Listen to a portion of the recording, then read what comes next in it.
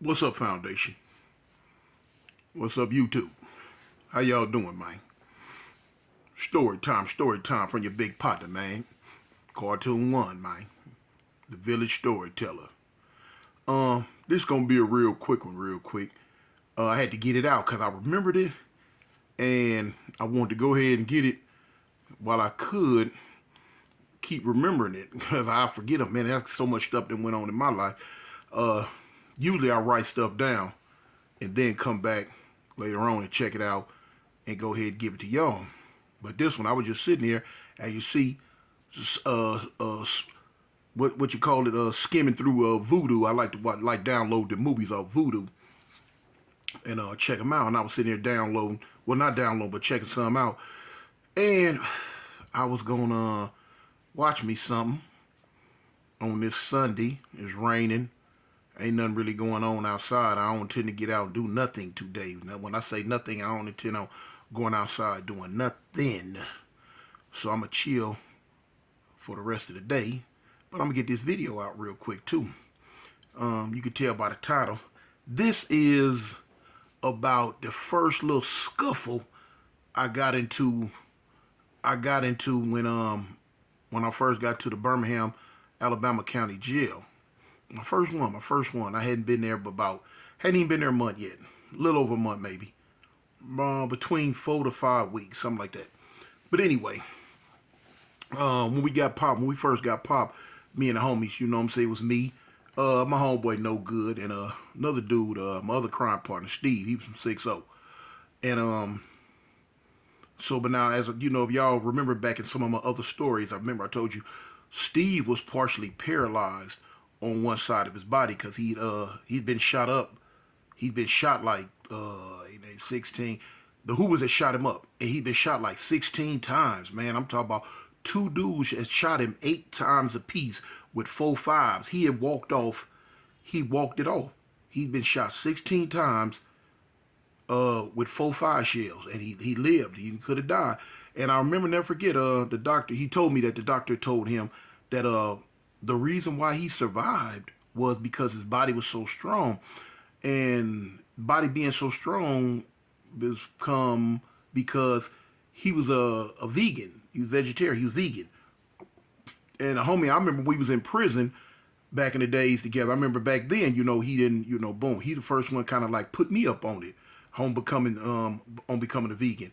And he hadn't eaten meat in like what, maybe 35, 40 years, you know what I'm saying? He hadn't, last time he ate meat when he was a little child, he hadn't eaten it. So, boom, he came up strong. And the homie had a little size on him, but yeah, he went through that ordeal, walked it off. But anyway, it still kind of left him partially paralyzed on one side of his body. So he couldn't really, defend himself in an outright scuffle, you know what I'm saying? So when we got popped, they sent me and him to the 9th floor at this time. Now, the 9th floor was supposed to be like the serious get down floor in the county jail back during this time. They sent me and him to the 9th floor. They sent my homeboy No Good to the 8th floor. Eventually, months and months later, we end up getting No Good up on the 9th floor with us. But anyway, so it's just me and him. And at the time, I didn't even know we were in the same pod until the next morning when I came in. I told you about the story, how when I came in and, and all that old stuff. But anyway, so the next morning when I came out, I seen him sitting downstairs on the bench. I was happy to see him. Cub, what's up? So boom. Me and him, we kick it. That's when I told you that morning when they gave us our breakfast tray and they had some grits on the thing and we didn't know what they were. What the heck is this? And that's what I told you to do. Told them grits. What? They what? Them grits. Man, here, you can have all this mess. Whew, needless to say, boy, it was a few days before we made they food. Couldn't do it. No, that stuff was horrible. I'll tell you, Alabama jail system. Oh, shoot. Alabama jail system feeds you the worst than any jail system in the United States. I don't care what nobody say. You know what I'm saying? It's just horrible, But anyway, so we in there. As time goes on, you know what I'm saying? We kind of antisocial at first, kind of standoffish, because here we 3,000 miles from home. We don't know nobody, don't nobody know us. We don't talk like them. They don't talk like us. We don't look like them, and they definitely don't look like us. When I first came in, I'm wondering. I'm like, dang. I'm looking around. In each pod, it was like between 27 to 30 people in a pod. So I'm looking around. I mean, when I first came in, I'm looking around at everybody. I'm like, dang. Anybody in here ever been to jail? Anybody here ever been to prison or something? Because everybody's so small. It was so little. Everybody was so small and little. So I'm like, dang, even the homie with me, he partially paralyzed, but he was like 220, 230. You know what I'm saying? My height. So anyway, but everybody in there was all small, sucked up and little. The police on down. So I'm like, dang, it's different. But now y'all know, come dudes from LA out my area. You know what I'm saying? We was Herculoids because we was going up in them YAs and in them jailhouses, hitting that iron back in the day before they took it from us. But anyway, so as time goes on, we start getting acclimated with the situation with the pod and the people and talking, meeting people, got cool. I remember I had an incident one time where you can't, when you come out for day room time, you can't bring your blankets out because a lot of dudes would bring their blankets out, try to sleep on the floor, on the benches, and the police would run it back in. No, take him in. But anyway, so now the police tripped on the homie one day about him having his blanket out. He would bring his blanket out because he would fold it and sit on it.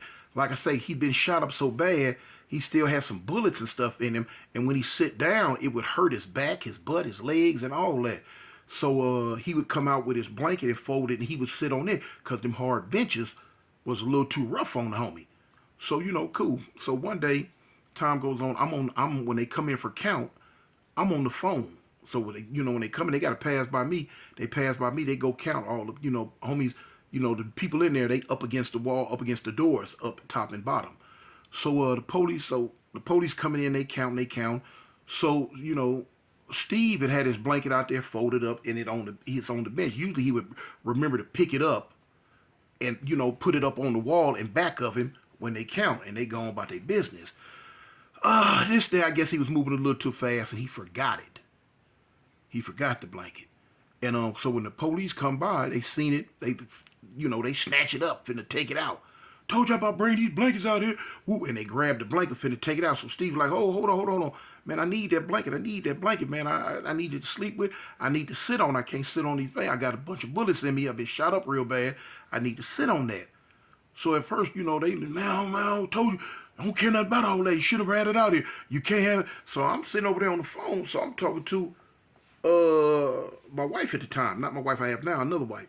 So I'm looking. So they telling him, no, you can't. And so he plead with me like, man, sir, I need that blanket. Man, now y'all know I'm an Aries. Play that. Aries real. One of Aries' characteristic trait are we very overprotective of the people that we care for. And so when I'm on the phone, I see him. The police act like basically like, man, F what you talking about. I'm taking he shouldn't have had it, man. No. I tell my wife, I call you back. I hung the phone up, so I stood up. So when I stood up, they stopped about 10 feet from me. And they looked at me. They're like, what's going on? I say, check this out, homie. I said, man, that's my home. Well, he need that blanket, homie. Y'all ain't finna take that blanket. So they looked at me. They like, what? So I can imagine what's going through their mind. Who is this telling us what we are or aren't going to do? Fool, you an inmate. You locked up. Psh, homie, man, I'm from South Central LA, fool. I still got that mentality. I ain't been locked up but about a month or so, y'all. So, you know what I'm saying? I'm still a zip-zap fool at this time. Now they trying to take the homie blanket and he need it. I'm like, cuz, check this out, man. My homeboy need that blanket, man. He been shot up, woo, woo, woo. So they looking at me. Now they spooked me easy, because remember I told you when I first got locked up out here, boy, I was on Herculoid status. I just got out of Pelican Bay. And I was on monster status. And they looking like, they weighing it out in their mind, which was a good thing, because right at this gap, I'm ready to go all in. Fool, we finna run. We finna move some furniture up in this block. So tripped me out that they trying to take the homie blanket. He plead with them, letting them know, So I'm like, man, look, check this out, man. I'm telling y'all, he been shot 16 times. He can't sit on these hard benches and whoop, whoop, whoop. So now they little spook, but now they trying to stand their ground. So everybody else hollering, telling them, hey, look, man, look, look, look. He can't, man, he woo, woo, woo. So, I guess discretion is the better part of valor. I guess they went on, took the easy way out, which I'm so glad. They told me, look, we're going to give you this blanket back, but don't come out here with this blanket no more. You take this blanket back in. So we like, okay, I take the blanket back in. I take it back, cool. So now when they turn around, they hand Cuz the blanket back. I ain't got no more talk. Cool. I spin around. I go grab I sit down on the other bed. I grab the phone again. We ain't got nothing to discuss. I ain't got nothing to talk to you about. You ain't got nothing to talk to me about. The homie got the blanket. That's all I care about. They heard and left on up out of there. So cool, so cool. Time goes on. One day, like I say, this about I done got cool with a lot of these dudes. Talk to them. They want to know about LA. You know what I'm saying? Cool. So we just talk. I got cool with them. So anyway, like I say, one day they moved two dudes over to our pod. And these two dudes, they run together. They joined at the hip. They had been running through the county jail, causing havoc forever. You know what I'm saying? When they first moved in, dudes was telling me about them. Oh, yeah, that's such and such and such and such. Now, I'm not going to say their real names. I'm going to call one Ping and the other Pong. So you got Ping and Pong that moved into our pod.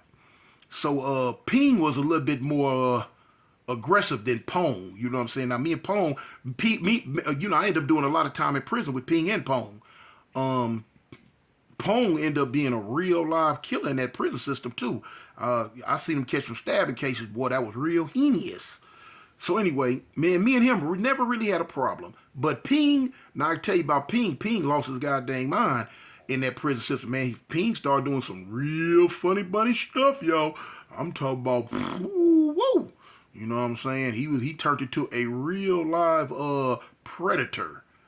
You know what I'm saying? Put it like that. You know what I'm saying? Hey, but now he got up in there. He wasn't taking the back from dudes. No, he got up in the prison and started taking the front.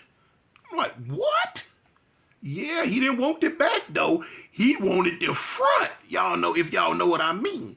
Man, that man, but anyway, boy, he ended up getting put on medicine and all that throughout the years. But anyway, so now they done came into the pod and I see him checking around. I ain't paying no attention to him. Okay, cool. They second day there, we went to the roof to go shoot basketball. You know what I'm saying? A little recreation, go shoot basketball, do a little something. So now while we out there, everybody knew when we first, we got money. When we first got locked up in there, boy, we was doing some things. We had some money. We put money on 5-6 different dudes' books because the store, we couldn't get a lot at the store. So we put money on 5 or 6 different dudes' books, like $20. Look, $5 for you. You'll spend the other $15 for what I want. Now, other people would do that, but now the going price was like $2. We giving them $5. Here you go, homie. That's $5 for you. Do that. You know what I'm saying? And buy this. So, me and homie, we got big old, now we wasn't sellies though. We was two different sales, but both of us, we got big old garbage bags full of, commissary items that we buying off the store. Cause I had to eat up in there because the food they was giving you was horrible. When I say horrible, horrible, for real. So, anyway, I guess when they moved in, they heard about it. And, they tried to get with all their little Alabama partners and, ask them, man, look, why y'all ain't, robbed them dudes yet? So the dudes they talked to, I guess it was like, what you mean, man? Them dudes from California, they ain't from here, man. They got all that money, got all that food in the sales. Man, why y'all ain't ran in and robbed them yet? Now, how that whole conversation with them in the cell whenever they was talking about it, I don't know. I don't know what all was said. I know what was told to me, but what was all said, I don't know. So when we end up coming back from the roof shooting basketball, they locked us down in the cell for about an hour. They gonna let us back out. So now, while I'm in the cell, the dude I was in the cell with, he said, hey, Toon, man, look, Ping and Pong, well, Ping, he said, Ping and Pong trying to figure out, I can't remember. Was it just Ping or was it Ping and Pong? I know Ping though. I know it was Ping for sure. Matter of fact, yeah, it was Ping and Pong. It was Ping and Pong. They told us, said, man, they asked us why we ain't robbed y'all. I said, they asked y'all what? Why we ain't robbed y'all? Y'all from California, y'all not from here. Y'all got this money that we should have went on and got y'all robbed y'all. Do tell. Do tell. Oh, really? I say, what? I said, cuz, give me the whole rundown what the fool said. So he told me what they were saying and how they was trying to pump him up. I say, for real? Now at the time, Pong, he wasn't in the block. He was out in what we call a sun parlor. He had got into the police about something. He was out on the sun parlor. And sun parlor is like a little area where it got a little small basketball court. It looked like just like a little squared off area. You could just go out there, stand around and talk a little bit. You know what I'm saying? But Ping was in there. So when the doors opened up, I called 2-3 more dudes to the cell. And the influential dudes that was in the block that was from Birmingham at this time. So one of them I was real cool with, a dude named Jamie. I'm gonna say his name, Jamie. He rest in peace right now. Jamie ended up passing away. He was a good dude. You know what I'm saying? He had a lot of respect from the other dudes in there that was from Birmingham. So when I get him in about 2-3 mornings, so I say, check this out, homie. I say, look, I understand that's y'all homeboy, or whatever, he from where y'all from. I say, but look, when I leave out this cell, I said, I was cussing then. I said, I'm finna beat his ass. You know what I'm saying? We talking this rob game, none of that. So they was like, well, Toon, we ain't tripping, man. That's on y'all. We done got cool. We wasn't gonna rob y'all or try to rob y'all and this, that, and this, that, and I'm like, well, cool, homie, that's what's up. I say, so look, I'm finna get at him. So they like, all right, well, that's your business. I said, cool. So, we came out the cell. I come down the stairs. Boom. So now Ping's sitting over there at the table playing spades with some dudes. So I walk up on him. I tap him on the shoulder from the back. I tap him. Boop, boop, boop. So when he turned around, I said, cuz, check this out, homie. I said, man, let me holler at you back here under these stairs real quick. So, he look at me. He like, yeah, all right, well, what's up? So we go up under the stairs. I say, cuz, check this out, homie. I say, you trying to get everybody here to rob me and my homeboy? So now really, I wasn't really tripping on me for real. I was really tripping on my homeboy, Steve, that was in here, because, Steve could not protect himself. And so that was, I had to eliminate any and all threats toward him because he was, semi-paralyzed and couldn't protect himself. No, I wasn't finna have that. No, not at all. So I'm like, cuz, you trying to get your homeboys to rob me and my homie? He looked at me, looked me up and down. He wasn't scared now. But he looked me up and down. He like, shoot, man, what you talking about? That's how he said it, man. What you talking about? What an attitude. Man, fool, you done lost all sense of time and space. I say, cuz, like I said, you trying to get fools to rob me and my homeboy? And he went to say something else. Bump all that. I fired. Bam. Fool. So when I fired on him, anybody ducked. Now, anybody that's familiar with Alabama know when they fight, they wrestle. They like to wrestle. They don't too much come from the shoulders. In Cali, we come from the shoulders. That's how we learn. All that grabbing and holding, we don't do that. We come from the shoulders.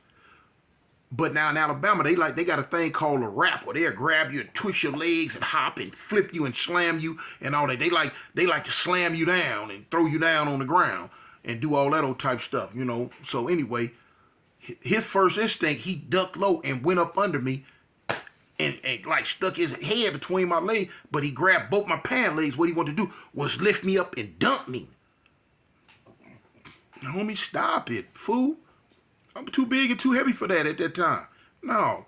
So I don't know what he doing at first. Now, if it would have been more of an even or match, I guess, I don't know. He probably would have, woo with me. I probably would have hit the floor.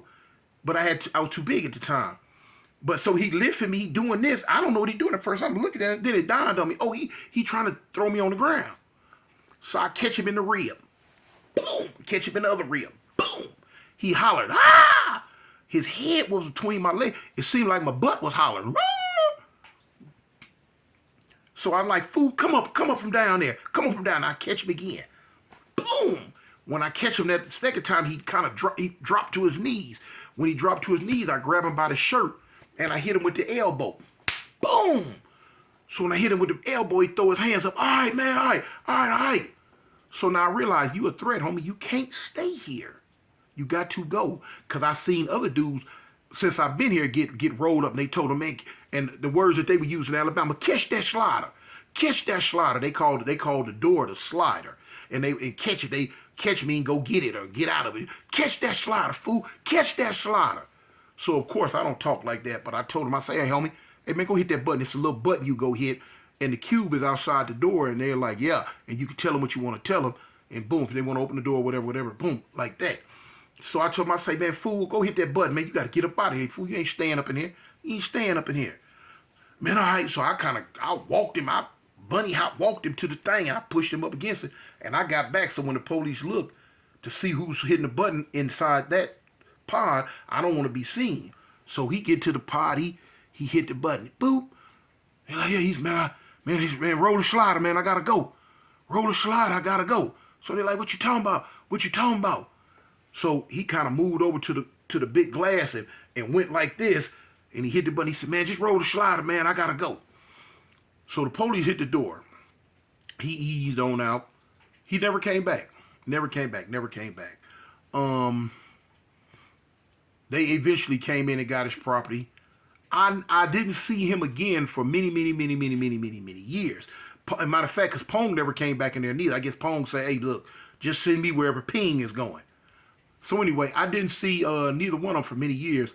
I end up seeing Pong a couple of times. You know what I'm saying? We was in prison together. Now, when I did see Ping again, we were in prison, but it was in lockup. He was one of them cats that lost his mind, started going to lockup, and never did come back to population. You know what I'm saying? Just doing some old crazy stuff all the time, and he was always in lockup. You know, you got to the point to where they couldn't even put nobody in a cell with him, because like I say, he had turned into a real live predator. You know what I'm saying? He got man, I remember one time he got a dude one time in a cell. This was in population, but I wasn't there. I'm just telling you what I heard about it. And drew down with the dude with the knife, told the dude take his pants off and did all type of stuff. But he wasn't doing it to the back. He was to the front. I said, man, that man done really lost his goddamn mind. When they put him in lockup, every time they put somebody in his cell, they only did it twice before they realized we can't even put nobody in there no more. They put an old man in the cell with him one time, and they did that to him. When they came through for count, the old man screamed, oh, get me up out of here. Oh, he's whooping. Couldn't put nobody in there with him again. I never seen him no more after that. But yeah, man, Ping lost his mind. Pong ended up, what happened to Pong? Pong is still in, I think. He caught a lot of more time. You know, he caught some vicious stabbing cases over the years and ended up, catching some more time. But anyway, that's that story, y'all. Man, I just had to get that one out real quick, man. Man, I hope y'all enjoyed that little quick one, man. Y'all rock with your partner, man. Hit that like button, man. And hit that subscribe if you're not subscribed to me. But make sure you hit that like. And hit that share. I need for y'all to start hitting that share so Facebook will snatch it up a little bit better, man. I need y'all, man. We trying to get to 50,000. That's the thing. We trying to get to 50 G's, y'all. Let's see if we can get there fast as possible. Y'all help me get to 50 G's. I really need that. So anyway, man, Mr. Cartoon 1, Eastside Avalon, homie. Gangsters. BK, the village storyteller, homie. I'm out.